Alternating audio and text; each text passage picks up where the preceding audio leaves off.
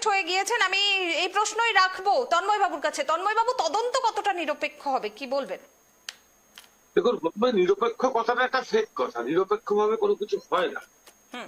এই যে দেবুবাবু একটু আগে বললেন, দেখবেন কংগ্রেস থেকে আগত একজন মাথা নাড়া নেতা আছেন, যার নাম ন্যাড়া নাড়ু, সবাই বলে, আমি নাম বলবো না, আপনারা জানেন। তিনি নাকি প্রতিজ্ঞা করেছেন মমতা বন্দ্যোপাধ্যায়কে যতদিন মস্তক থেকে না নামাবেন তিনি মাথা কামাবেন না। পাশাপাশি তিনি আবার ডিসকো নাচে গিয়ে ডিসকো নাচেন। এটা যদি বিজেপির কালচার হয়, তাহলে পশ্চিমবঙ্গকে আগামী দিনে ডিসকো নাচতে হবে। দেখলাম মাননীয় নরেন্দ্র মোদী যখন সিঙ্গুরে এলেন, আমি ধরে নিচ্ছি কথার কথায় সিঙ্গুর বিরোধিতা করে মমতা বন্দ্যোপাধ্যায় এসছেন, ভালো কথা। আপনি যখন প্রধানমন্ত্রী হিসেবে গেলেন, একটা কথাও শিল্পের প্রয়োজনে বলেছেন? আপনার সুকান্ত মজুমদার কি বললেন? প্রধানমন্ত্রী কথা বলবে না, বলবে লোকাল নেতারা। কেন কেন প্রধানমন্ত্রী বলবেন? আমি একজন গণতান্ত্রিক পদ্ধতিতে সাধারণ মানুষ হিসেবে সেই প্রশ্ন আমি প্রধানমন্ত্রীর কাছে রাখছি।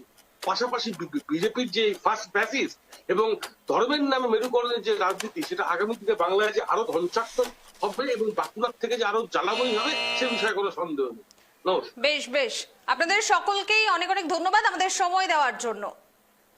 আজকের আলোচনায় আমরা দেখলাম একদিকে বিজেপির দাবি এটি শুধুমাত্র তৃণমূল কংগ্রেসের আশ্রিত দুষ্কৃতীরাই ঘটিয়েছে,